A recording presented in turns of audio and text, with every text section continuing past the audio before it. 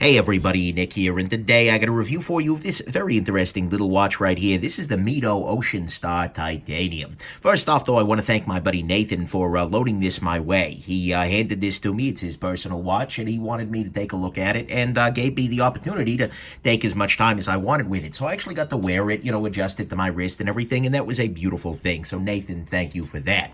Next thing, let's do some size measurement on this guy.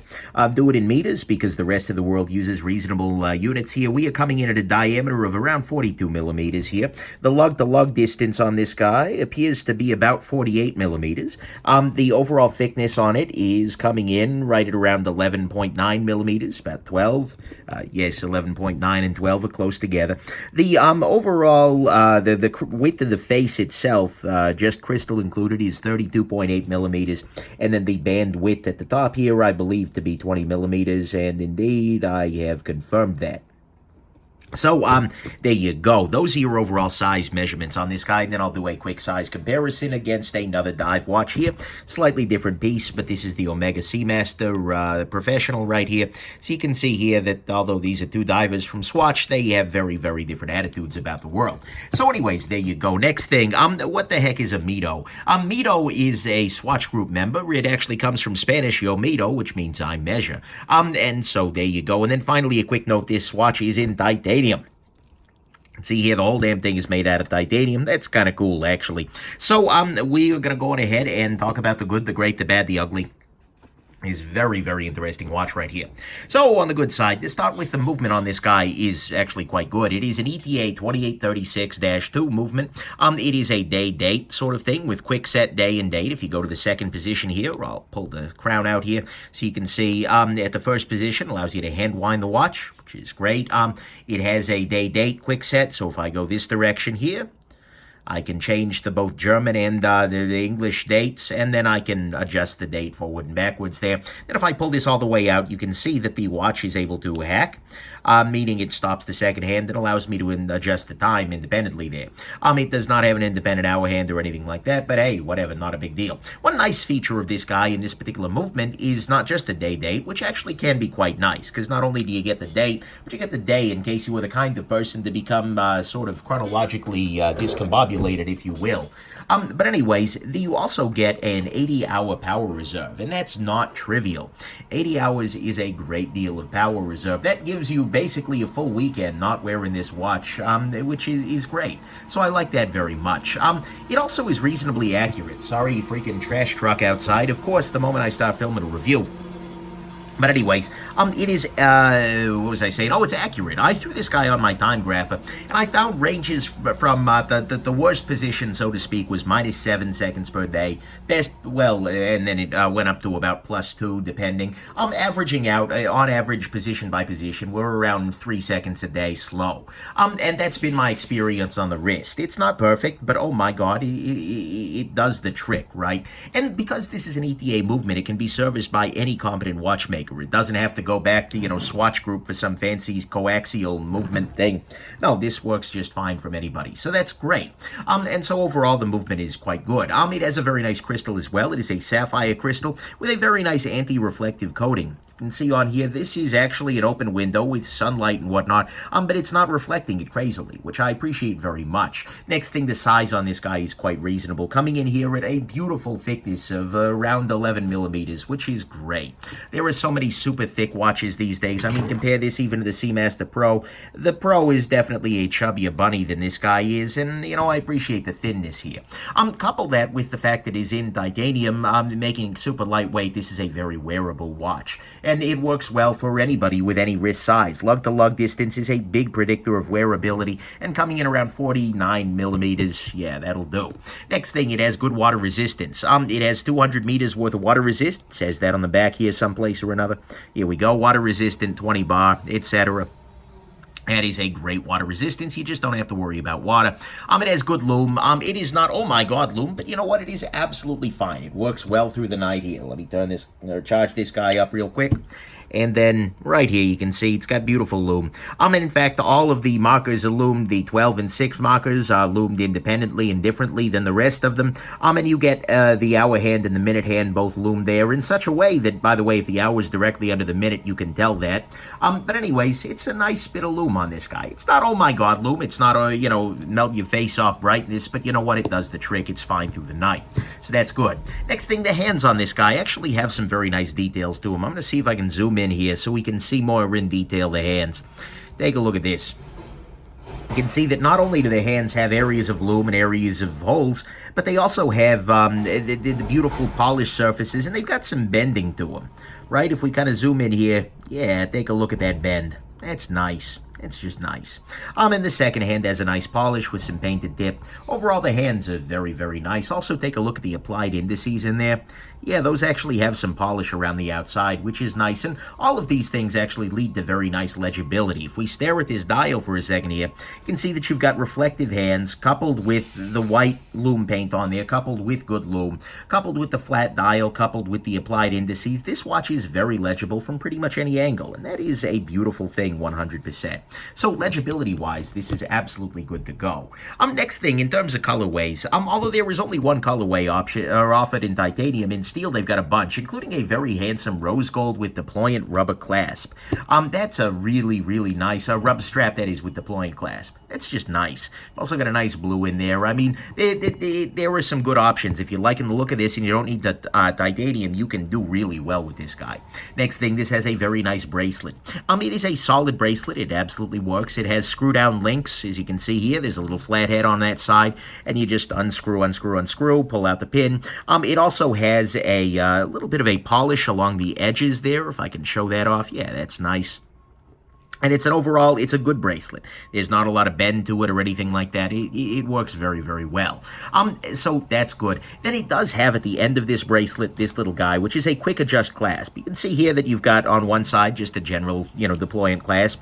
And then on the other side, you've got this quick adjust here, which gives you a whole bunch of extra length, basically. So if you are diving, you can just pop that out. But more importantly, if you're not diving and your wrist just swells up, you pull these two buttons together, and then it pops this guy out. And that gives you a little bit of extra room. And this can be a beautiful thing. You have a big salty dinner, your wrist swells up a little bit, then hey, no freaking problem. Just pop that loose, you've got a little bit of extra room. This means that this can be beautifully adjusted to anybody's wrist. And then, by the way, if you go a little too far, this allows you to just kind of press them back together to get the right tightness.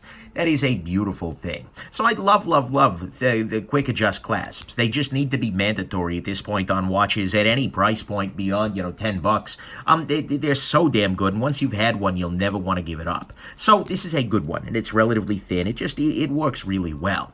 And then finally, it has a very nice price point. The retail price, the absolute highest you should ever consider paying for this watch, is $1,040. But I'm seeing it online on websites, some of which might be gray market, around $650. And frankly, you can still buy from an authorized dealer at substantial discounts on things like that. So reach out to a good AD, and they'll help you out. But nevertheless, the price point on this guy is very solid. For about $1,000 at the absolute highest end, this is pretty reasonable. And if you can get down closer to that $650 mark, oh yeah, you're doing good.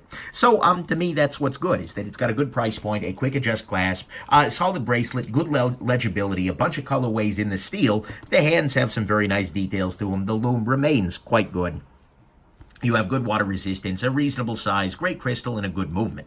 On the great side to me is the all-titanium construction. Now look, this is purely personal. For a lot of people, titanium isn't that interesting. I am, in the rest of my life, a reviewer of high-end pocket knives. You'll see beautiful things like this titanium pocket knife here. So I have some degree of of joy. This is, by the way, a Herman Knives Sting.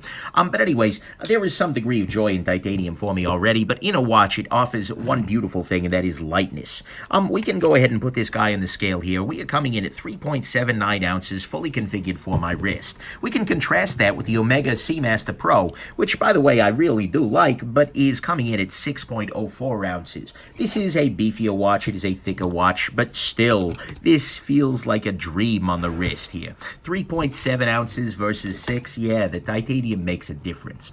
And so you get this super lightweight thing. You get the beautiful warmth of titanium, all for about about $1,000. You know what? That's good to go. I just love that. And so the fact that they're making this watch in titanium, complete with the clasp, complete with everything, that's good. That's real good. And so to me, that's the great, is that you've got this titanium option here. On the bad side, there are some things I'm not a huge fan of. There is not a transparent case back on this. You can see you've got some weird little sea star thing with hooks on the end of it. Cool, whatever. But, you know, I do like being able to see the back of a movement, as, for instance, you get on something like this, on this Omega. Yeah, it's always nice to be able to see the balance wheel going on in the background there. Not a big deal, but it's something I'd like. It is also not certified chronometer. You can buy one that is certified as a chronometer, which will get you better accuracy and whatnot. But I really am a firm believer that above $1,000, watch companies should be offering you some accuracy guarantee. Even if it's not a full-on COSC certification, they need to be doing better than it should work. And to be fair, this one works. The accuracy is good, and it can be regulated by your regular watchmaker, but still, guys, come on, don't cheap out. Next thing, the bezel on this guy. Speaking of a little cheapy, bezel looks a little cheapy. It looks to be some kind of a painted aluminum thing with some bit of blasting on there. Honestly, it is the lowest class part of this damn watch. And I'm not demanding crazy ceramics or liquid metal or anything like that, but I think there were ways that they could have made this bezel match the overall watch a little bit better and look a little bit better as well. Next thing, the screw-down crown on this guy doesn't feel amazing. Given this is a used watch, so maybe it's been cross-threaded or something like that, although I don't picture my buddy Nathan doing that. But putting it back in there is just not astounding. There's kind of a tendency for it to slip back out. I'm not a huge fan of the screw down on it. It's not the end of the world, but it's definitely a thing. Then finally, one thing to keep in mind with any titanium watch, not just this guy, is that titanium scratches much more readily than steel. And as you are going through your daily life, you will be scratching this watch up, and this has gotten some scratches to it. You get little snail trails as it rubs up against things. Just anytime you use titanium, it will take scratches more readily than steel. So if you are a person for whom, you know, for whom scratches are a deal breaker 100%, this is probably going to be a deal broken for you. So, you know, keep that one in mind. Expect some snail trails, etc. So, to me, those are the bad. Not really too bad. The titanium scratches, the screw-down crown isn't amazing. By the way, it does have a diver's bezel here, which feels fine, although it doesn't look all that stellar. But nevertheless, the screw-down crown feels a little sketchy. The bezel looks a little cheapy. There is no chronometer certification and no transparent case back on this guy, so you can't really tell it's mechanical except by looking at the hand there. On the ugly front, honestly, I find this colorway just bad. This is the only colorway that is available in titanium, the orange on black. So I really hope you like Halloween, because by God, that's this watch's favorite holiday, and there is nothing else there for you.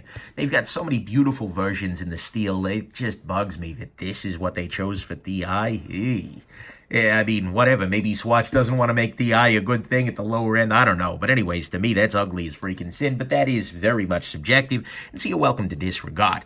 Final conclusion, though, this is a really nice piece, actually. My buddy Nathan has been somewhat insistent on sending this guy along. You know, a couple of times I've balked about it. It was just like, I don't know. But he kept saying, Nick, I think you're going to like this. I think it's going to be a gem. And, I've got a lot of stuff on my table. And then finally, he just handed it to me. We happened to be, actually, he brought me back from the airport in freaking Atlanta, and he said, Nick, you're taking this home with you.